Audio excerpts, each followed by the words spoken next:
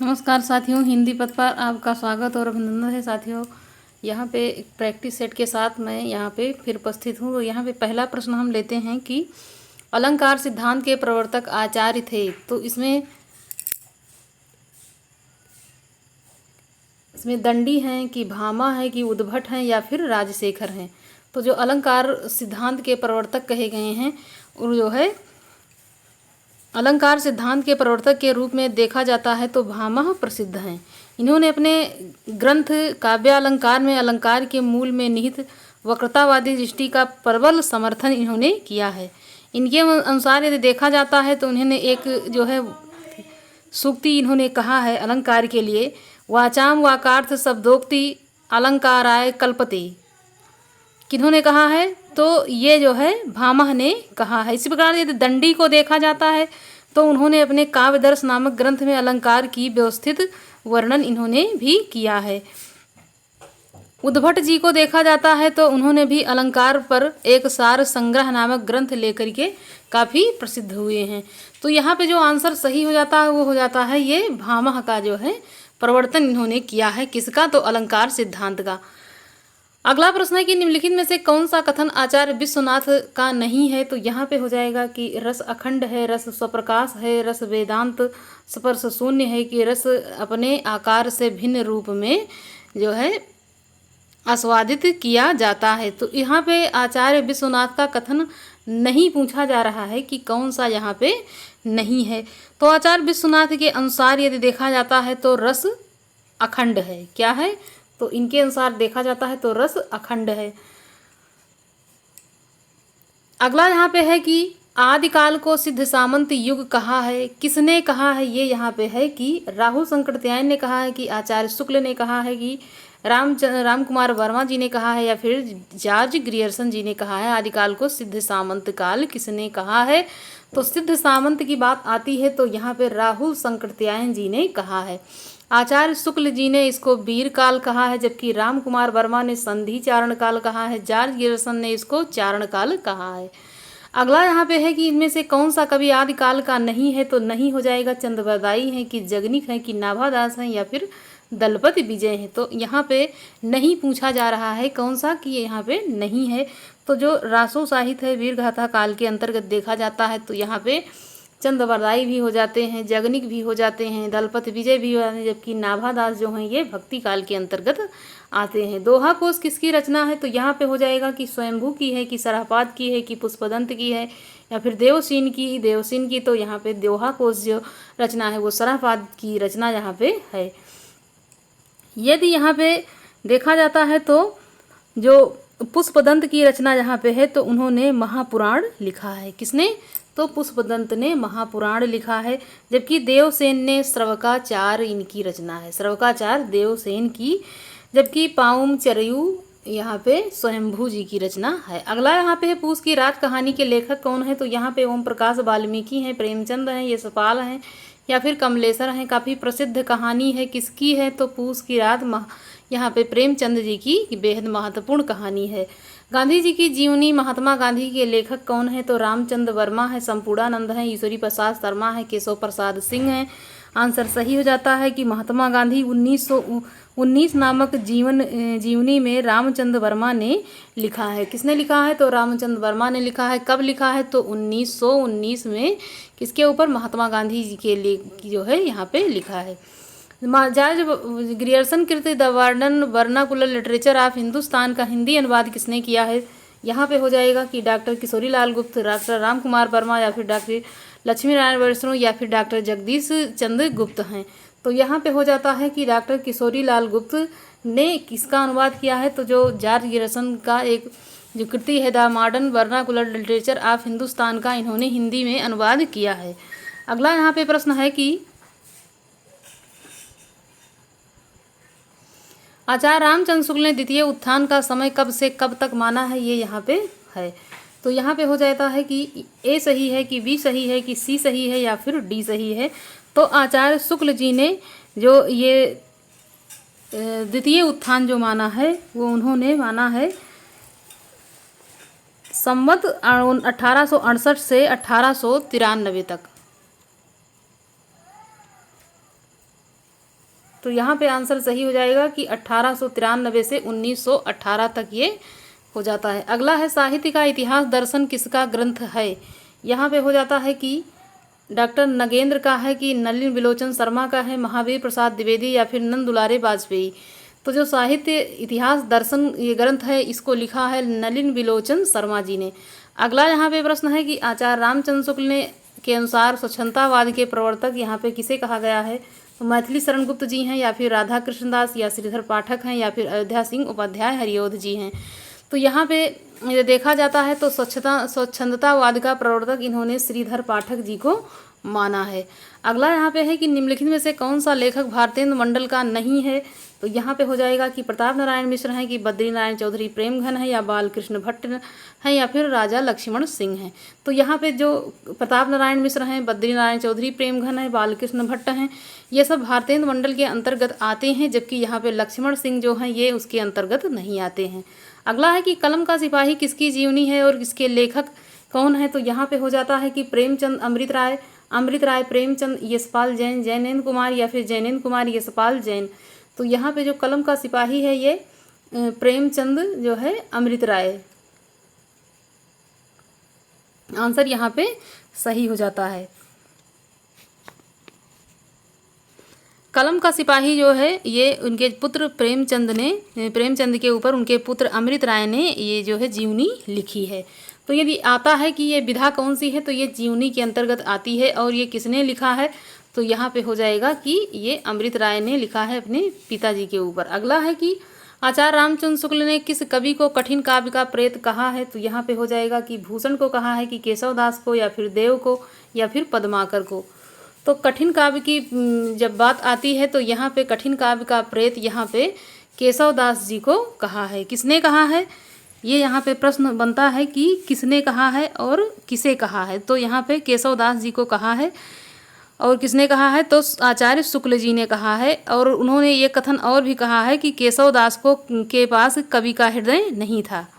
उनकी कुछ रचनाएं यहाँ पे जैसे याद करने वाली हैं, जैसे रामचंद्रिका है, कवि प्रिया है, रसिक प्रिया है, विज्ञान गीता है, रत्न बावनी है, वीर सिंह आदि इनकी कुछ महत्वपूर्ण कृतियां हैं। किसकी हैं तो यहाँ पे केशव दास जी की ये कृतियां हैं। अगला प्रश्न है कि नैन नचाए कहो मुस्काए लला फिर अयो खेलन होरी। ये पंक्ति यहाँ पे बताई जा रही है कि किसकी है। तो यहाँ पे बिहारी जी हैं या फिर मतीराम हैं या पद्माकर हैं या इनमें से कोई नहीं है। तो यहाँ पे पद्माकर जी की ये काफ़ी महत्वपूर्ण पंक्ति है। यहाँ पे आंसर सी सही हो जाता है।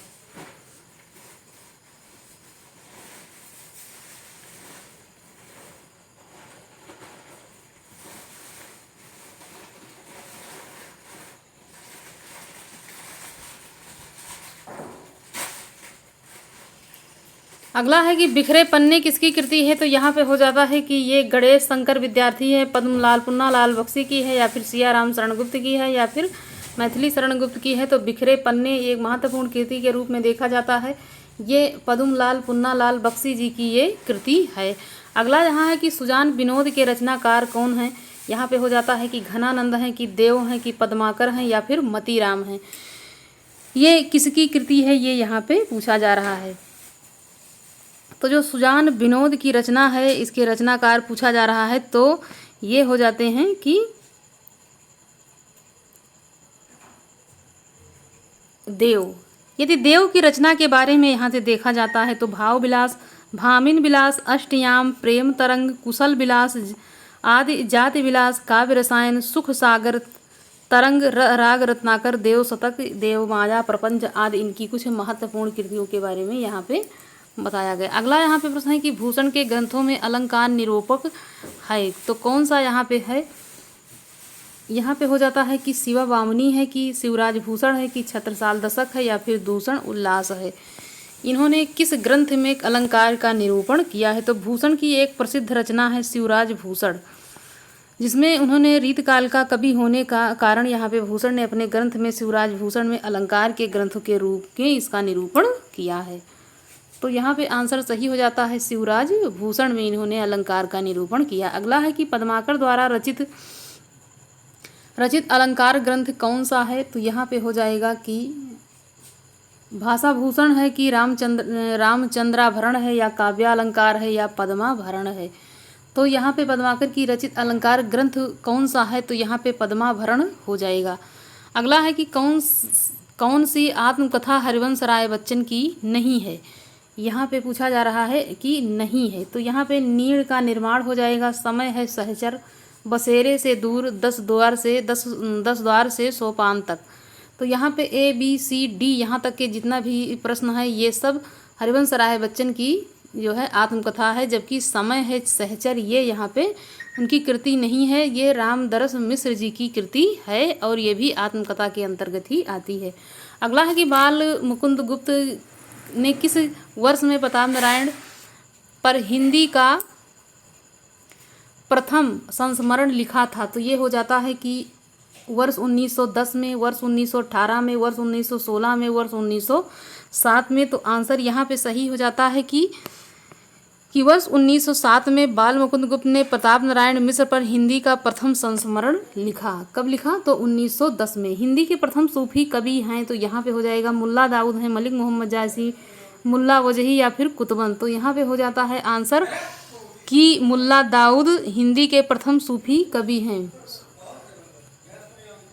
सूफी कवि हैं। चंदायन मुल्ला दाऊद हिंदी की ज्ञात प्रथम सूफी प्रेम काव्य है। इसमें नायक लोर या लोरिका तथा नायिका चांद के प्रेम कथा को वर्णित किया गया है। अगला यहाँ पे प्रश्न है कि सूफी प्रेमाख्यान रचनाओं की भाषा कौन सी है, तो यहाँ पे हो जाएगा कि अवधी है, कि ब्रज है, कि बुंदेली है या फिर खड़ी है। तो यहाँ पे जो सूफी प्रेमाख्यान भाषाओं की बात की गई है तो ये यहाँ पे अवधी है। अगला यहाँ पे है कि निम्नलिखित में से एक राम भक्त कवि हैं, तो यहाँ पे कृष्णदास हैं, कि नाभादास हैं, ध्रुवदास हैं, श्री भट्ट हैं। तो राम भक्त की बात आती है तो यहाँ पे नाभादास जी। अगला यहाँ पे है कि अष्टयाम नामक पुस्तक में किसकी दिनचर्या का वर्णन है, तो यहाँ पे कृष्ण की।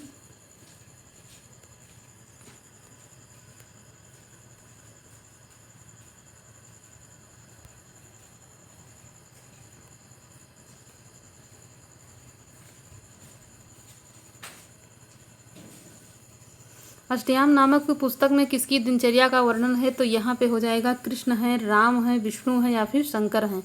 तो यहाँ पे राम की दिनचर्या के बारे में इसका वर्णन यहाँ पे किया गया है। इसमें कौन सी रचना गोस्वामी तुलसीदास की है, यहाँ पे हो जाएगा राम ध्यान मंजरी है, राम सतसई है, कृष्ण गीतावली है या फिर श्री राम अर्चना पद्धति है।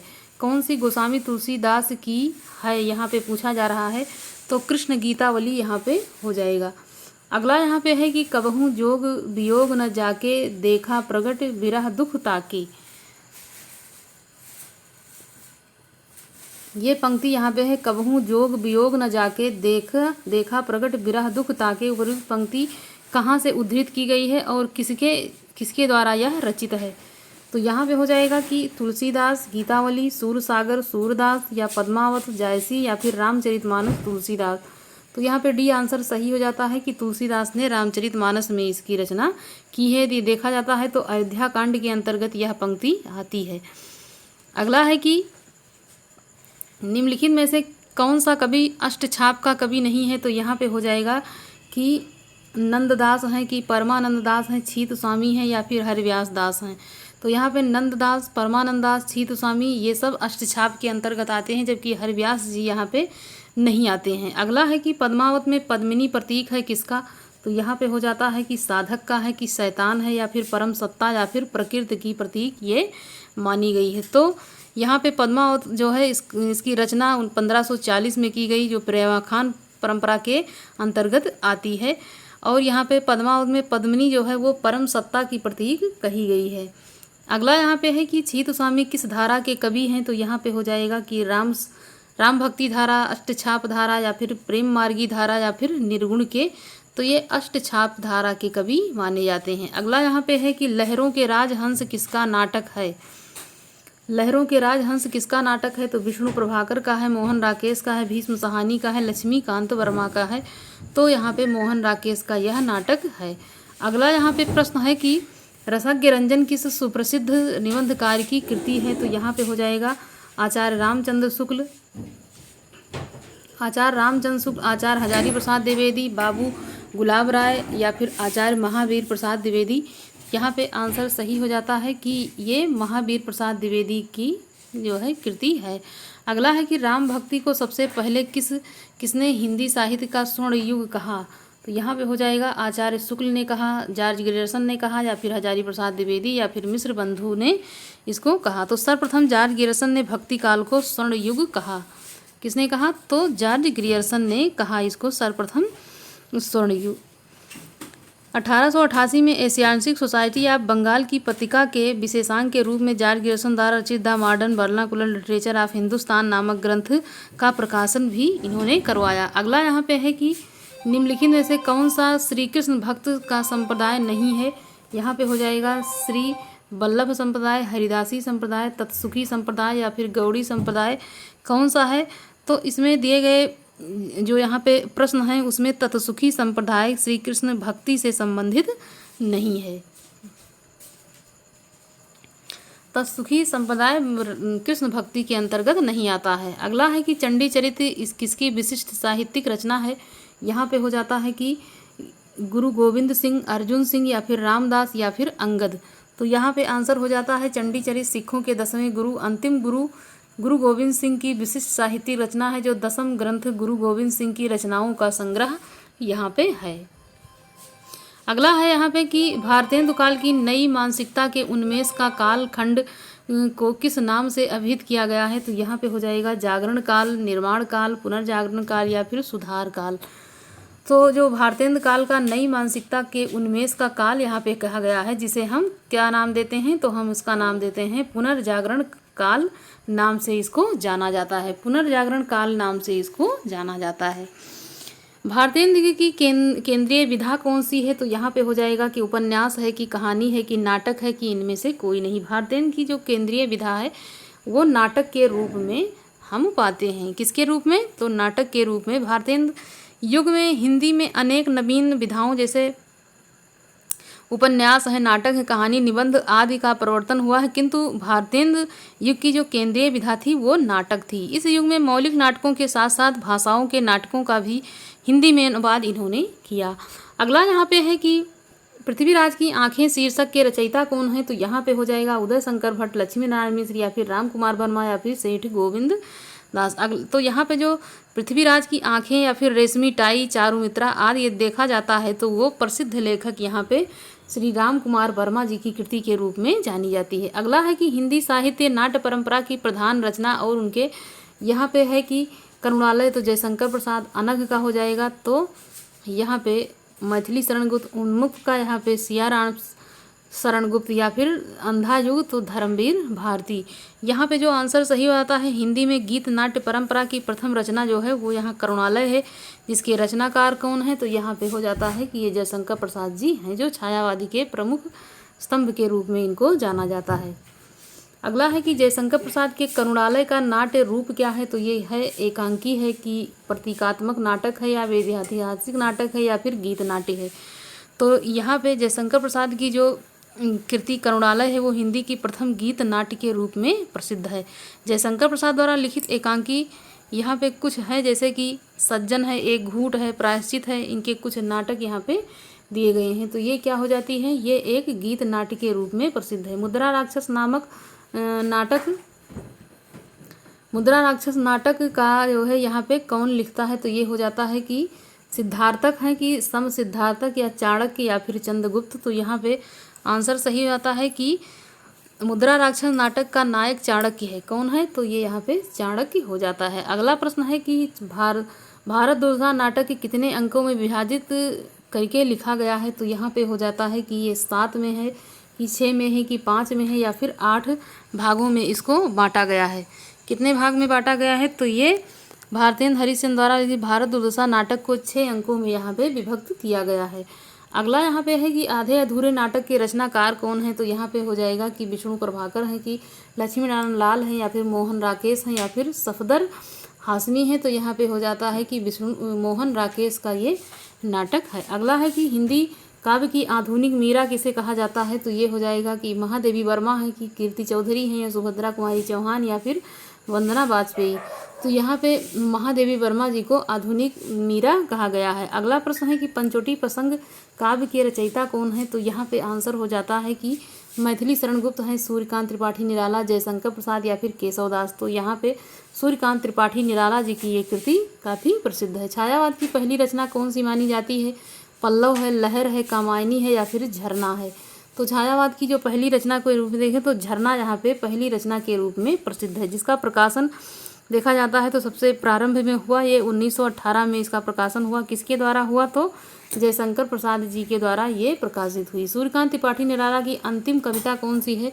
ये हो जाएगी राम की शक्ति पूजा, तुलसीदास, शेष स्मृति, परतोत कंठित, जीवन का विष बुझा हुआ। ये कौन सी यहाँ पे अंतिम कृति है, यहाँ पे ये पूछा जा रहा है। तो सूर्यकांत त्रिपाठी निराला की अंतिम रचना जो है परतोत कंठित, जीवन विष बुझा हुआ, ये रचना है। जिसका प्रकाशन कब हुआ? तो यहाँ जो है 1960 में प्रकाशित हुई। निराला की यह कविता सांध्य काकली में संकलित है। निराला ने वर्ष 1936 में महाकाव्यात्मक कविता राम की शक्ति पूजा तथा 1938 में तुलसीदास की रचना की है। अगला यहाँ पे प्रश्न है कि कामायनी का मूल दर्शन क्या है? तो कामायनी का जो मूल दर्शन है वो चार्वाक दर्शन है या प्रत्याभिज्ञा दर्शन है या फिर बौद्ध दर्शन है या फिर जैन दर्शन है। तो यहाँ पे जयशंकर प्रसाद जी ने कामायनी की जो ये रचना की है उसमें वो महाकाव्य भी है, उसमें प्रतिभिज्ञा दर्शन जो है किया गया है। अगला यहाँ पे प्रश्न है कि चिंता किस रचना के सर्ग का शीर्षक है? तो यहाँ पे झरना हो जाता है, आंसू हो जाएगा, कामायनी या फिर लहर। तो कामायनी में जो है एक सर्ग है जो यहाँ पे बताया गया है। अगला है कि इसमें से कौन छायावाद का कवि नहीं है?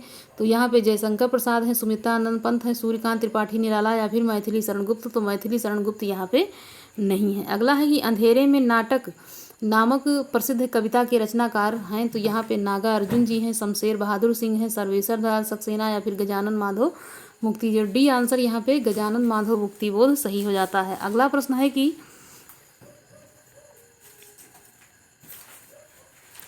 निम्नलिखित में से नवगीत के प्रसिद्ध उन्नायक कवि कौन है? तो यहाँ पे हो जाता है कि वीरेंद्र मिश्र हैं, कि दुष्यंत कुमार हैं, भवानी प्रसाद मिश्र या फिर सर्वेश्वर दयाल सक्सेना।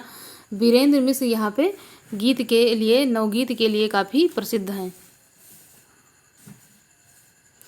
अगला प्रश्न है कि तोड़ने होंगे मठ और गढ़ सब किसकी पंक्ति है? तो यहाँ पे हो जाता है निराला की है, कि रघुवीर सहाय या फिर नागा अर्जुन या फिर मुक्ति बोध की। तो ये काफ़ी प्रसिद्ध पंक्ति है, गजानन माधव मुक्ति बोध जी की ये पंक्ति यहाँ पे है। अगला यहाँ पे है राष्ट्रगीत में भला कौन वह भारत भाग्य विधाता है, फटा सुथन्ना पहने जिसका गुर हरिचन्ना गाता है। ये पंक्ति किसने लिखी है? यहाँ पे रघुवीर सहाय हो जाएंगे, नागा अर्जुन, केदारनाथ सिंह या फिर दिनकर। तो ये रघुवीर जी की काफ़ी प्रसिद्ध पंक्ति है। अगला यहाँ पे प्रश्न है कि भवानी प्रसाद मिश्र की कविताएं किस सप्तक में हैं? तो यहाँ पे हो जाता है कि पहला है, कि दूसरा है, कि तीसरा है या फिर चौथा है। तो दूसरे सप्तक में भवानी प्रसाद मिश्र की जो कविताएं हैं वो संकलित हैं। तार सप्तक में संग्रहित इनके दूसरे तार सप्तक का प्रकाशन 1951 में हुआ, जिसमें भवानी प्रसाद मिश्र ने सहजता का कवि भी कहा गया है। इनकी चर्चित कविताएं हैं कमल के फूल, सतपुड़ा के जंगल, वाणी की दीनता, टूटने का सुख इत्यादि इनकी जो प्रसिद्ध कविताएं हैं। अगला यहाँ पे है कि उसने कहा था कहानी के लेखक कौन हैं? जयशंकर प्रसाद हैं, रामवृक्ष बेनीपुरी, चंद्र शर्मा गुलेरी या फिर बिंदालाल वर्मा।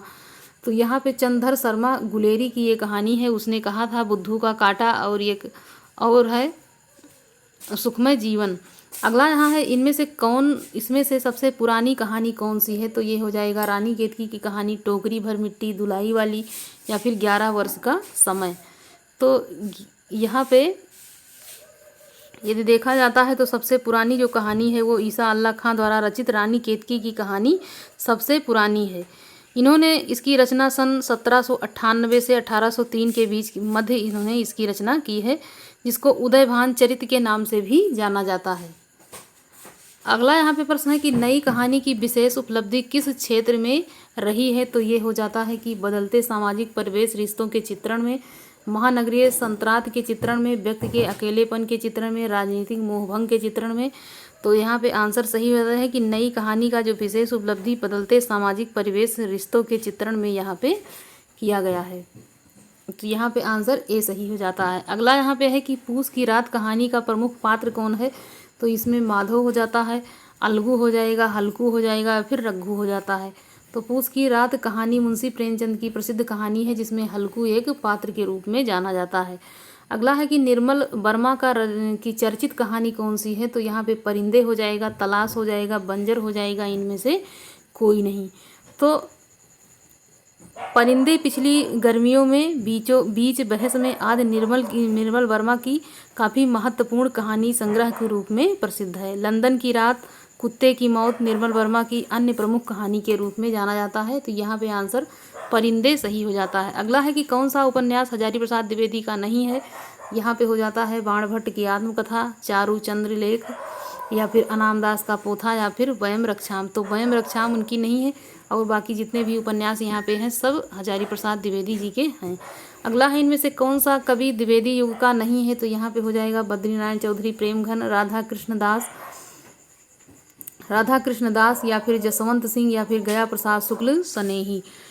तो यहाँ पे जो बद्रीनारायण चौधरी प्रेमघन हैं ये देखा जाता है तो ये भारतेंद्र युग से हैं। इनका जो समय है वो 1855 से 1923 ईस्वी से है। जो राधा कृष्ण दास 1865 से 1907 भारतीय युग के, तथा गया प्रसाद शुक्ल सनेही 1882 से 1719 द्विवेदी युग के कवि हैं।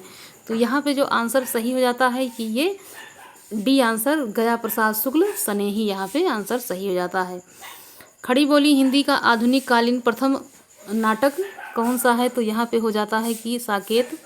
महाकाव्य कौन सा है, तो यहाँ पे हो जाएगा कि साकेत है, कि प्रिय प्रवास है, या भारत भारती है, या फिर कुरुक्षेत्र है। तो यहाँ पे जो आंसर सही हो जाता है वो हो जाता है कि खड़ी बोली हिंदी का आधुनिक प्रथम महाकाव्य प्रिय प्रवास को माना जाता है। किसे माना जाता है, तो प्रिय प्रवास को माना जाता है। या प्रबंध काव्य में कृष्ण के बचपन से लेकर मथुरा प्रस्थान तक की कथा इसमें वर्णित है। वर्ष 1914 में अयोध्या प्रसाद हरिऔध जी ने इस जो है महाकाव्य की रचना की, जिसमें कितने सर्ग हैं, तो इसमें 17 सर्ग इसमें जो हैं।